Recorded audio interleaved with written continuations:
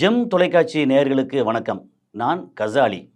இப்போ இன்னைக்கு தமிழ்நாட்டு அரசியலை பற்றி நம்ம பேசுகிறோம்னா, அதில் ஒரு முக்கியமான டாபிக் பற்றி பேச போகிறோம். அந்த டாபிக் ஏன் இப்போ முக்கியத்துவம் பெறுது அப்படின்னா, நான் அ செ ஒ பல இடங்கள்ல நம்ம நண்பர்கள், நண்பர்களுக்கு நண்பர்கள் அப்படின்னு சொல்லி, அப்புறம் சிலர் நம்ம தமிழர்கள் வெளிநாட்டில இருக்காங்க இல்லையா? அவங்க தொலைபேசியில பேசும்போது, இந்த மாரி அவங்க கருத்த வெளியிட்டாங்க. அதில எனக்கு உண்மையிலேயே அ நம்ப முடியாத அளவுக்கு ஆச்சரியமா இருந்துச்சு. என்னன்னா, இன்னைக்கு ஆஸ் ஆஃப் நவ் இன்னைக்கு நம்ம முதலமைச்சர் இருக்கார் இல்லையா ஸ்டாலின். ஸ்டாலினுக்கு எதிராக இஸ்லாமியர்களும், திமுக அனுதாபிகளும் அப்படிங்கிறது தான் இன்னைக்கு முக்கியமான ஒரு விஷயமா இருக்கு. என்னன்னா இது அதிர்ச்சியா இருந்துச்சு. ஸ்டாலினுக்கு எதிராக இஸ்லாமியர்களும், திமுக அனுதாபிகளுமா? ஸ்டாலினுக்கு எதிராக அதிமுகவோட அனுதாபிகள் இருக்காங்கன்னா, அது புரிஞ்சுக்க முடியுது. தாவேகாவோட தொண்டர்கள் இருக்காங்கன்னா, அவங்களோட ரசிகர்கள் இருக்காங்கன்னா, அத புரிஞ்சுக்க முடியுது. ஈவன் நாம் தமிழர் கட்சி அவங்களோட ம அவங்களுக்கு அவங்களோட தமிழ் உணர்வாளர்கள் இருக்காங்க அப்படின்னா, அத நம்மளால புரிஞ்சுக்க முடியுது. ஆனா, திமுக அனுதாபிகள் ஸ்டாலினுக்கு எதிராக இருக்காங்களா? அப்படிங்கிறது இது சும்மா இட்டு கட்டுறதெல்லாம் இல்ல. நான் குறைஞ்சபட்சம் இந்த இந்த விஷயத்துக்காக மட்டும் ஒரு 30, 35 பேர்ட்ட ரேண்டமா பேசினேன் நானு. தமிழ்நாடு முழுக்க அங்கங்க. நான் போய் எல்லாம் டேட்டாலாம் எடுக்கல. ஆனா ஃபோன்ல பேசினது. ஏன்னா முக்கியமான விஷயம், ஆமா ஸ்டாலின் மேல அதிருப்தியில இருக்காங்க ரொம்ப முக்கியமா. ஆனா அவர் நல்ல விஷயங்கள் பண்ணது, அ காலை உணவு போட்டதா இருக்கட்டும், இப்போ 3000 கொடுத்ததா இருக்கட்டும், பென்ஷன் ஸ்கீம் அனௌன்ஸ் பண்ணதா இருக்கட்டும், அப்படி நிறைய விஷயங்கள். அப்புறம் இவரோட செயல்பாடுகள் அப்படி ஒண்ணும் பெரிய அளவுக்கு மோசம் இல்ல. ஆனா, தனிப்பட்ட முறையில ஸ்டாலின் மேல பெரிய அதிருப்தியில இருக்காங்க. ஸ்டாலினுக்கு எதிரா பேசுறாங்க. யாரு? இஸ்லாமியர்களும், திமுக அனுதாபிகளும். பரம்பரையா திமுகல ஓட்டு போட்டு ஒருத்தர் சொல்றாரு. நாங்க 3 தலைமுறையா திமுக தான் ஓட்டு போடுவோங்க. இப்போ வரைக்கும் என் பையன் காலேஜில படிச்சுக்கிட்டு இருக்கான். அந்த பையனா இருக்கட்டும், அந்த பையனோட ஃப்ரெண்டா இருக்கட்டும், அந்த பையனோட ஃப்ரெண்ட் தாவேகாவுக்கு ஓட்டு போடுவேன்னு சொன்னவன, என் பையன் கூப்பிட்டு சொல்லி திருத்துறான். இல்லப்பா நமக்கு படிக்க வச்சதுலேருந்து எல்லாமே இவரு பண்றாங்க. தாவேகா இதுவரைக்கும் ஒண்ணுமே பண்ணல. எதிர்காலத்துல என்ன பண்ண போறோம்னு தெரியல அவங்களுக்கு. வீடு குடுப்போம், கார் குடுப்போம், பைக் குடுப்போங்கிறதெல்லாம் சும்மா வாயில வடை சுடுறது. ஒருத்தர் இந்திய அளவுல வாயில வடை சுட்டாருன்னா, இவரு இங்க தமிழ்நாட்டுல வாயில வடை சுடுறாரு. இதுல நல்ல திட்டங்கள் சிறப்பான திட்டங்கள் இல்ல. இவங்க திட்டங்கள் நிறைய பண்றாங்க அப்படின்னு திமுகவோட அனுதாபிகள் திமுகவுக்கு தான் ஓட்டு போட்டே தீரணும் அப்படின்ற குடும்பத்தில் இருக்க என்ன சொல்றாங்க, இல்ல இவர் ஸ்டாலின் சரியில்ல அப்படின்னு சொல்றாங்க. என்ன காரணம் அப்படின்னா, இப்போ சமீபத்தில நடந்த ஒரு நிகழ்வு. ஓகே, நிகழ்ச்சி இல்ல, ஒரு நிகழ்வு. என்ன? இந்த அ ம ய இ அதாவது இந்து தீவிரவாதி எச். ராஜா. ஏன் இந்து தீவிரவாதி அப்படின்னா, வாய திறந்தா, வாயால அவர் தீவிரவாதத்த வளர்த்துக்கிட்டு இருக்க ஒரு ஆளு. எச். ராஜா. அந்த எச். ராஜா ஒரு மாரி பேரலைஸ் ஆனாரு. அதெல்லாம் ஏற்கனவே பேசியிருக்கோம். என்டிடிவியோட இதில. அப்புறம் அங்க தமிழிசை இருந்தாங்க. அ ம இவங்க லட்சுமின்னு சொல்லி காங்கிரஸ்காரங்க இருந்தாங்க. ஓடி ஓடி போனாங்க. இதெல்லாம் பண்ணாங்க. அப்புறம் இவர் உயிர காப்பாத்துனது ஹஃபீசுல்லான்னு சொல்லி திமுகவோட இதில இருக்கிறவர், ஊடகப் பிரிவுல இருக்கிறவர். அ ஓகே. அவர் ஹாஸ்பிட்டல்ல அட்மிட் ஆகி இப்போ தேறி வந்துகிட்டு இருக்கிறார். ஓகே. அப்போ அ ஹெச். ராஜா எப்பவுமே திமுகவுக்கு ஆதரவாவோ அல்லது திராவிடத்துக்கு ஆதரவாவோ பேசினது இல்ல. காரணம் என்னன்னா, அவருக்கும் திராவிடத்துக்கும் சம்மந்தம் இல்ல. முருகன தூக்கி ம ம அந்த மாரி சிக்கந்தரமலை, அ முருகன் அங்க வேல தூக்கிட்டு வர்றாரு அப்படின்னா, அவருக்கும் முருகனுக்கும் சம்மந்தம் இல்ல. இத பத்தி ஏற்கனவே பேசியிருக்கோம். அவரு பீகாரி. அவரு தமிழன் கிடையாது. தமிழ் பேசுறாருங்க தமிழனா ஆயிற முடியுமா? அவரு இனத்தால் ஒரு பீகாரி. அவருக்கு என்ன நோக்கம்னா, இங்க பிரிவினைய கொண்டு சேர்க்கணும் அப்படிங்கிற நோக்கம் மட்டும் தான். அப்புறம் வாய திறந்தா இஸ்லாமிய வெறுப்பு. எந்த காலத்திலயும் திராவிடத்துக்கு ஆதரவாவோ, அல்லது ஒரு செக்குலரிசம் சொல்லுவோம் இல்லையா? ஆ இந்த மாரி எம்மதமும் சம்மதம் அப்படின்ற கொள்கைக்கு ஆதரவாவோ, அல்லது அவரு சார்ந்த இந்துத்துவால அ ம திருமாவளவனுக்கு எதிரா அவ்வளோ பேசியிருக்கிறாரு. ஏன்னா, திருமாவளவன் சேர்ந்த கட்சியில சேர்ந்த ஆட்கள் எல்லாமே அவர பொறுத்தமட்டில ரொம்ப தரக்குறைவானவங்க அப்படின்னு நெறைய பேசியிருக்கிறாரு. இப்பேற்பட்ட ஒரு விஷ ஜந்து அவரு ஹாஸ்பிட்டல்ல கிடக்காருன்னு சொல்லி, நம்ம தமிழ்நாட்டோட முதலமைச்சர் அவர் ஒரு திமுகவோட தலைவரா போறாரு. அவர் ஆட்சியில இல்ல. எங்க போறாரு அப்படிங்கிறதெல்லாம் வேற விஷயம். இவ்வளோ தூரம் துவேஷத்த பரப்பி சமீபத்தில தான் திருப்பரங்குன்றம் பிரச்சனைக்கு என்ன சொன்னாரு? திருப்பரங்குன்றத்த நாங்க அயோத்தியாக்குவோம் அப்படின்னு சூளுரை பண்ணாரு. அப்ப அப்பேற்பட்ட ஒரு விஷ ஜந்த போயி, இவரு போய் பார்த்தார்ன்னா என்ன நடக்கும்? நாளைக்கு இஸ்லாமியர்கள் என்ன நினைப்பாங்க?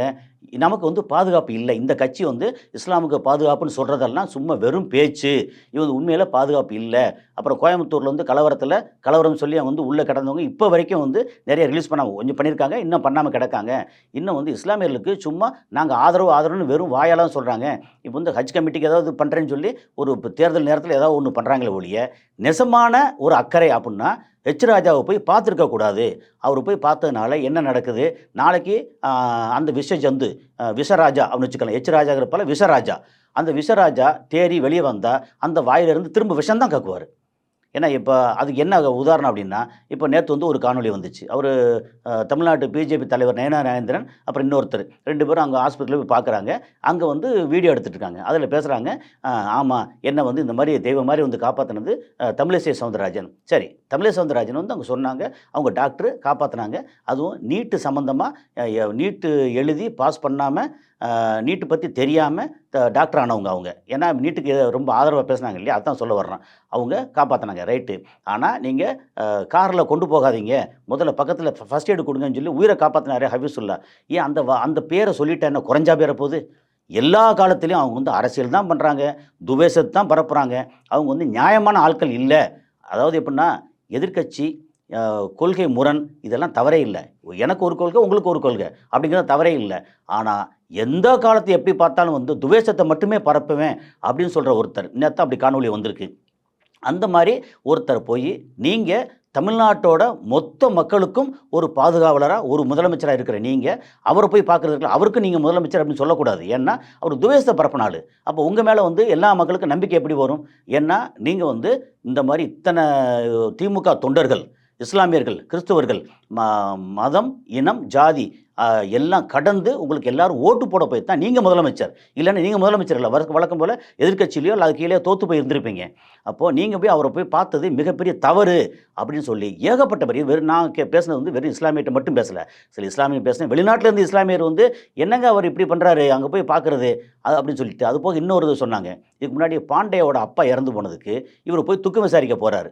பாண்டே யாரு? இதுவரைக்கும் அவரு திராவிடத்த வேற இருக்கணும், கருவறுக்கணும் அப்படின்னு சூழரிச்சுட்டு இருக்கக்கூடிய அவரு வந்து இன்னொரு வகையான விசஜந்து. அவரு பிகாரி தானே பாண்டே. அப்ப நீங்க வந்து யாருக்கு ஆதரவானவர்? உங்கள வந்து இந்த மாரி கோயில் அவரு சேகர் பாபு அமைச்சர் பார்த்தீங்கன்னா, உண்மையிலேயே பிரமாதமான வேலைய பார்த்துட்டு இருக்கிறாரு. ஏகப்பட்ட கோயிலுக்கு குடமுழுக்கு அது இதுன்னு பயங்கரமா பண்ணிட்டு இருக்காங்க. ஆனாலும் இது வந்து பிரைவேட்ல குடுக்கணும், இத செய்யணும், நீங்க பண்றது சரியில்ல அப்படின்னு துவேஷத்த பரப்பிட்டே இருக்காங்க.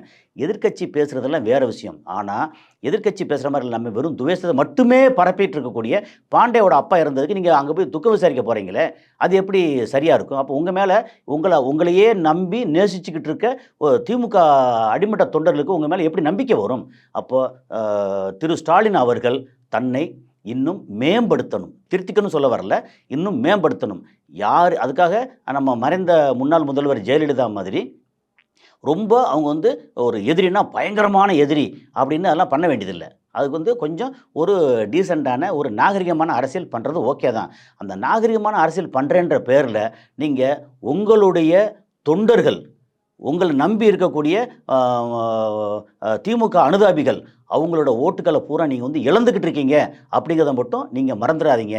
அப்படிங்கிறது தான் இன்றைக்கி அதை நான் பேசுனதில் வந்து பார்த்தீங்கன்னா எந்தெந்த ஊர்லன்னா, கோயம்புத்தூரில் பேசினேன், கரூரில் பேசினேன், மதுரையில், திருநெல்வேலி, அதுக்கப்புறம் வந்து தஞ்சாவூரில் பாபநாசம்ன்ற ஊர், முத்துப்பேட்டை, அதுக்கப்புறம் வந்து விழுப்புரம், அப்புறம் சென்னையில் சில இடங்கள், அதுக்கப்புறம் துபாய், மலேசியா, அதுக்கப்புறம் வந்து யூகேல, இப்படி பல ஊர் பல இடங்கள்ல எல்லாத்தையும் பேசினா அவ்வளோ பேரும் கிட்டத்தட்ட ஆனால் மொத்தம் ஒரு 35 பேர் பக்கத்து பேசினதில்ல 2 பேரோ 3 பேரோ தான்.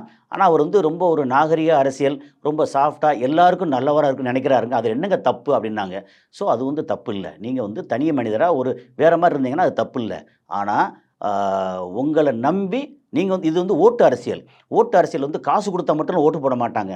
இங்கே கொள்கை ரத்தத்தில் வந்து திராவிடம் அப்படின்ற ஒரு கொள்கை இருக்குது, தமிழன் அப்படின்ற உணர்வு இருக்குது. இந்த உணர்வு உள்ளவங்களை நீங்கள் வந்து ஏமாத்திடுறீங்க, அல்லது இவங்களை வந்து நீங்கள் ஏதோ ஒரு வகையில் வந்து ஒரு பகைச்சிக்கிட்டு இருக்கீங்க அப்படின்ற மாதிரி விஷயம் இருக்குது. அப்படிங்கிறத மட்டும் நீங்கள் உணரணும்.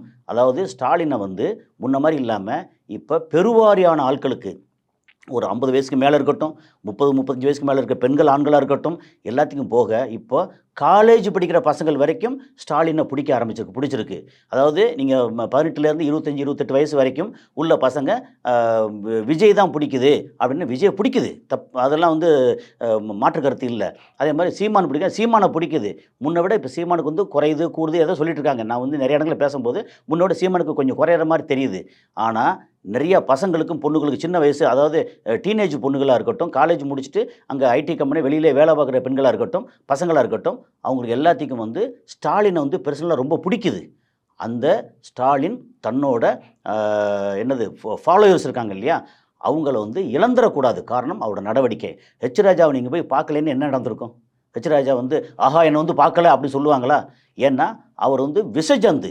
நீங்கள் வேறு ஒரு மிதமான இதில் வந்து பிஜேபியில் வந்து இவ்வளோ மோசமாக இல்லாமல் நல்லவங்க வேறு ஆட்கள் இல்லையா, அவங்கள போய் பார்க்குறது பேசுகிறது இல்லை. இது மாற்று கருத்தெல்லாம் என் கிடையாது. ஆனால் ஹெச் ராஜாவை பார்த்தது, பாண்டியோட அப்பா மரணத்துக்கு அங்கே போய் துக்கம் விசாரித்தது, இது வந்து ஸ்டாலினோட செய்கையில் விழுந்த ஒரு இடறல் அப்படின்னு சொல்லலாம். உங்கள் மேலே வச்சுருக்க ஒரு அளப்பரிய நம்பிக்கை வந்து கொஞ்சம் அப்படியே கீழே இறங்க ஆரம்பிச்சிருக்கு.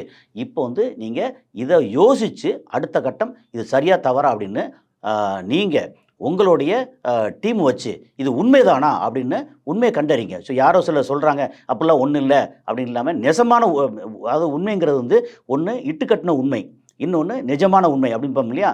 அப்போது பக்காவாக நீங்கள் வந்து கேளுங்க. ஏன்னா நீங்கள் வந்து தமிழ்நாட்டோட எதிர்காலம். ஏன்னா நீங்கள் இல்லைன்னா, ஏன்னா வேறு இது சுற்றி முற்றி பார்த்தோம்னா தமிழ்நாட்டுக்கு வேறு ஸ்டாலினை விட்டால் வேறு போக்கிடம் இல்லை. அப்போ நீங்கள் வந்து தமிழ்நாட்டுக்கு ரொம்ப ரொம்ப முக்கியம்.